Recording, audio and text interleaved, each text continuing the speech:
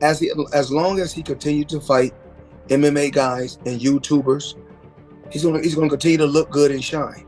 But once he fights a real fighter, a real fighter that can really fight, it's not gonna be that good. And then by the end of the fight, it was clear this was a 58-year-old man, and he looked like a 58-year-old man. And I have a lot of issues with this. I don't think this fight should have ever happened. I think it says a lot of bad things about the combat sports world and sets a really dangerous precedent going forward. We're gonna talk about the whole fight clearance approval process and then just physiologically why he looked the way he did. There's a lot of just true anatomy and physiology changes that explain why Tyson looked so bad and play a role in why this type of thing should not happen. So how did this fight even happen or get approved? How do you feel like you get out of that bubble to make somebody a real boxer? I mean, what he's doing is, kind of cool. If he can continue to steal money, and they match him the way they match him, I can't knock his hustle. So if they can match him the way how they've been matching him, more power to him.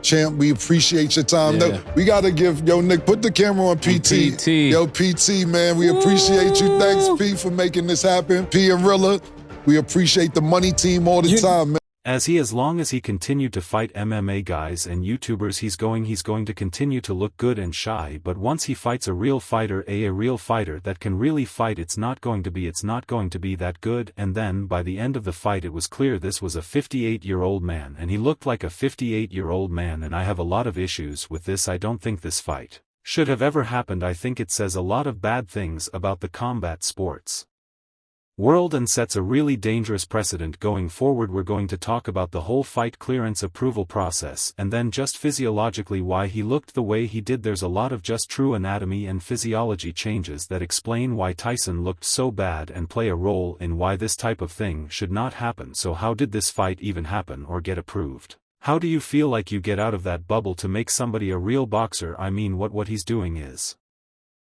kind of cool if he can continue to steal money and they match him the way they match him. I can't knock his house. So if they can match him the way how they've been matching them, more power to them. Champ, we appreciate your time though. We got to give Nick, put the camera on PT. Yo, PT, man, we appreciate you. Thanks, P, for making this happen, P, and we appreciate the money team all the time, man. Floyd Mayweather has called out Jake Paul after his fight with Mike Tyson. The 27-year-old outpaced the 58-year-old legend across 8 rounds, with Tyson's age visibly affecting his performance. Following the bout, Floyd Mayweather criticized the fight, accusing Jake Paul of stealing money by capitalizing on matchups with older or less competitive opponents. So I'm proud of him. I'm not really upset, even like it was so crazy. I remember just a while back his brother was like, oh, I didn't get paid. It was just like I said before, he's want to keep his name out there, as long as he attach his name to mine, he going to keep my name out there. If remember what he said, he didn't pay me, where's the lawsuit? If you didn't get paid, where's the lawsuit? So it's a bunch of __.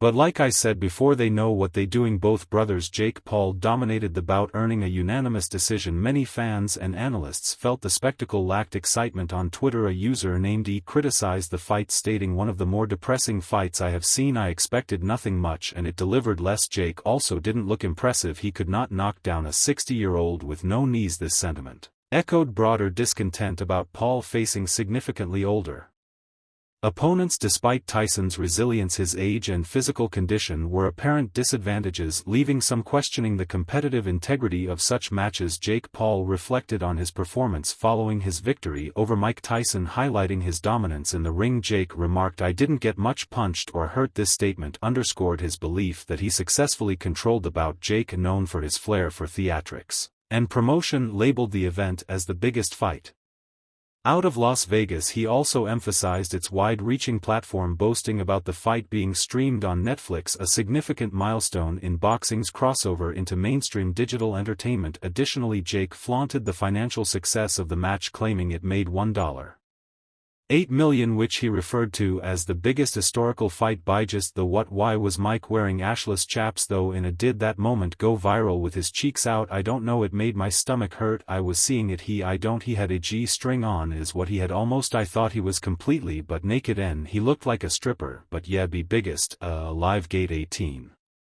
1 millions in US boxing history outside of Las Vegas. A phenomenal night. I'm sorry I didn't knock him out though, guys. CZY, we talked about this. I told him you going to say some dumb, __. You did the right thing at the end. You bowed, you kept it classy. He was wobble, you did your thing. You didn't get this declaration while showcasing Jake's marketing prowess invited criticism. Many interpreted his remarks as prioritizing financial gain over athletic competition. His focus on revenue and platform visibility overshadowed the concerns of purists who believe in the sanctity of boxing as a sport. Yeah. After I seen him a little bit tired, I didn't want to put too much hurt on him, but I wanted the fans to get a good experience. But there was a point where all of my aggression and like super violence and like I'm going to knock this guy out and show him, it went away when I wasn't getting hit much at all. And I don't know, I just doing it. I love Mike. Wel us through the whole thing from the walk out to the fight to the post interview. Walk us through the whole fight from your point of view. Yeah, this fight was just different. I feel like mentally locked in, like a lot less nerves than normal. I'm just getting so used to these moments, and honestly fighting in a stadium there was less it's less personal, and it's less loud. Combat sports journalist Ariel Helwani delivered a sharp critique of the fight's outcome, encapsulating the disappointment of many fans. He stated the only result on which people would have been happy was when Mike had beaten Jake Paul. This comment reflected the widespread sentiment that Jake's victory over a 58-year-old opponent lacked merit. Helwani's words resonated with those who felt the fight was an unfair mismatch designed to benefit Jake. Critics have long questioned the legitimacy of Jake's boxing career, accusing him of carefully curating opponents to maintain his undefeated record. This fight in particular symbolized these frustrations, with fans hoping for an upset by Tyson to challenge Jake's narrative of dominance. Oh, he sucks, or oh, he carried him. And more on that in a moment. The only result that I think people truly would have been happy with is a Mike Tyson knockout of Jake Paul. The first think that's the only one that would have sufficed, and that wasn't happening. That really there was never really any doubt. He landed a couple punches early on, but there was never really a question as to whether or not that would happen. I think Jake carried him. I think Jake didn't want to knock him out. I'm not sure if he could have, but he definitely took his foot off the gas last couple rounds for sure. And ultimately I'm okay with that. I predicted a Jake Paul decision. I thought it would be a little bit more competitive to get to the decision. The response from KSI, a longtime rival of Jake Paul, further fueled the controversy. In a now viral screenshot shared by KSI News, the influencer turned boxer expressed his disdain, writing, "KSI goes off on Jake Paul after he beat 58-year-old Mike Tyson." Xi's discontent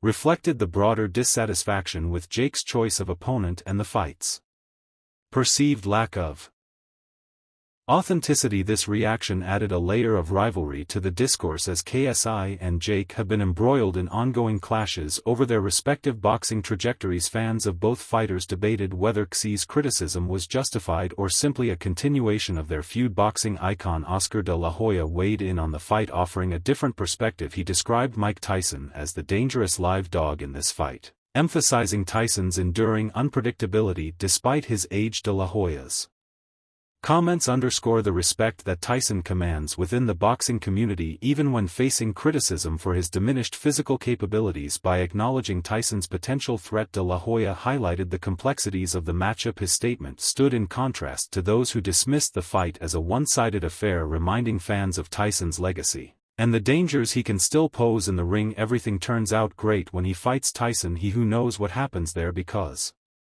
Tyson is a very, very dangerous live dog in this fight. But if Yus decides and wins and decides to come back down to cruiserweight, then the fight is right there for him. K-Team believe that they won a very close fight. How did you score that, Oscar? I had it 1 point up for William. He had the relentless style. He kept throwing punches. The reaction from Fight Just Media encapsulated the disappointment many felt, posting a photo of Jake Paul with a referee raising his hand in victory.